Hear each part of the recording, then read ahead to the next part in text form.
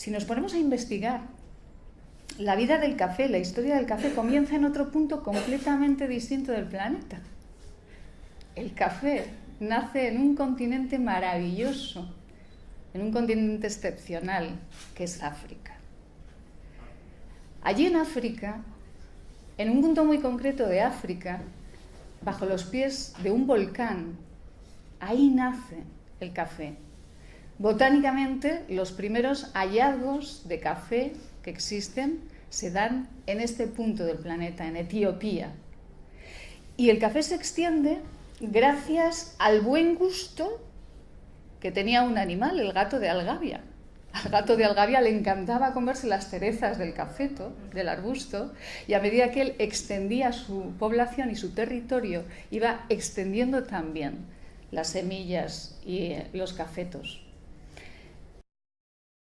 Realmente ese gato que de pronto va conquistando territorio, que va extendiendo los cafetos, consiguió que muchísimas tribus egipcias, tribus de Abisinia, hiciesen que el café fuese parte de sus vidas. Dicen los escritos que las tribus nómadas eran capaces de atravesar el desierto, macerando los granos de café, convirtiéndolos en una especie de pan que les daba la suficiente energía como para ir jornada tras jornada por el desierto. La civilización fue avanzando y se encuentran vestigios, restos de historias que hablan de algo que podría ser café. Por ejemplo, en la Odisea de Homero se habla de un brebaje negro, amargo, que podría ser ya el café. Pero realmente cuando conocemos el café en toda su extensión y cuando el café empieza a hacerse popular en la historia de la humanidad, es en un punto muy concreto, en el siglo XV. Ahí el mismo traductor de Las Mil y Una Noches traduce un escrito titulado El éxito del café y habla de una leyenda, la más extendida que se conoce sobre el descubrimiento del café. Habla de una leyenda en la que el protagonista es un pastor, el pastor Kali. Este pastor estaba en esas laderas de ese volcán de Etiopía pastando con sus cabras y de pronto observó que sus cabras estaban excesivamente excitadas, estaban nerviosas, tenían mucha energía y no sabía muy bien por qué, hasta que observó que estaban comiendo las frutas del cafeto, esas cerezas del cafeto, y eso les daba muchísima energía. Este pastor, muy inteligente, pensó, bueno, pues si yo le llevo estas cerezas al abad del monasterio ortodoxo más cercano, seguramente puede elaborar algún brebaje, puede elaborar algo que también nos puede dar esta energía a los humanos. Se llevó esas cerezas al monasterio.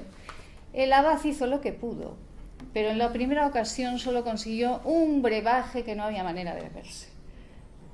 Enfadado, dice la leyenda, tiró todo el brebaje a las brasas, al fuego que tenía entonces, y de pronto escuchó crepitar los granos y también sintió un olor intenso, un olor muy agradable, que le hizo pensar que aquello que había tirado al fuego, elaborado de otra manera, podría ser delicioso.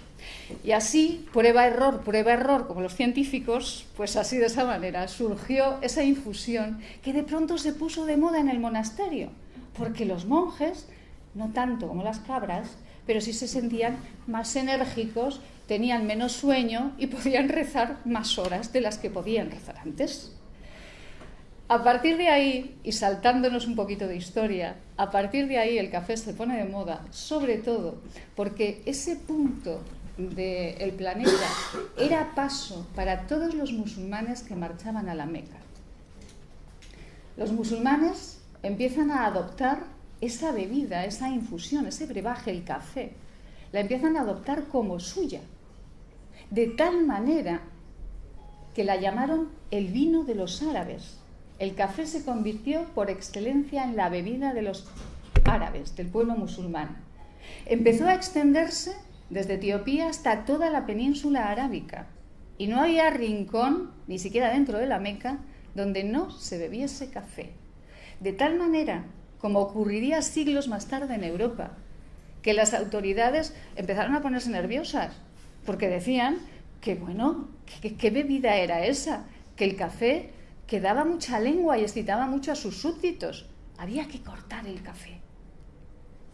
Finalmente, gracias a la intervención de los mulá, a la intervención de las autoridades, el café siguió siendo la bebida de los árabes, porque además observaron que además de ser una bebida social que incitaba a la conversación, también era un elemento económico que ellos podían potenciar. Empezaron a cultivar esos cafetos en la península arábica.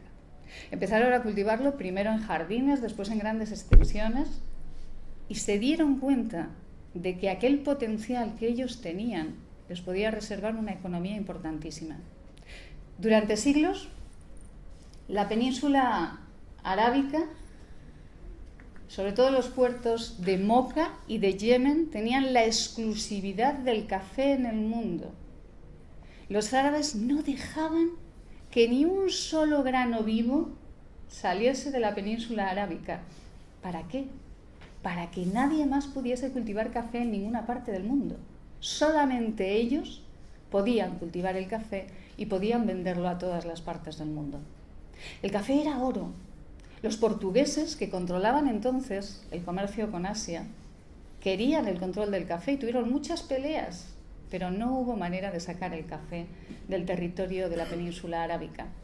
El café se utilizaba en la corte. El café fue utilizado por los médicos. Los primeros libros de medicina, los médicos árabes tenían al café como elemento medicinal. De hecho, en el Califato de Córdoba, bueno, esa mezquita que como la SEO de Zaragoza ya no sabemos de quién es en estos días, en el Califato de Córdoba, ahí los médicos la utilizaban como medicina. Al Califato de Córdoba llegaban muy poquitos kilos de café y solamente se utilizaban las clases más altas y como medicina para curar alguna enfermedad.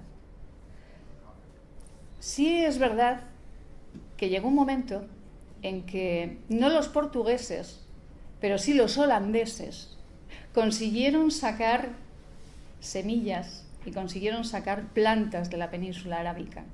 Consiguieron sacarlas, las plantaron en Ceilán. Más tarde los franceses, también muy vivos, consiguieron sacar esas plantas y las plantaron en Martinica y en Brasil. Y a partir de ahí, a partir de Brasil, se extendió por toda América Central y por toda América del Sur. El café ya se podía cultivar en otros lugares.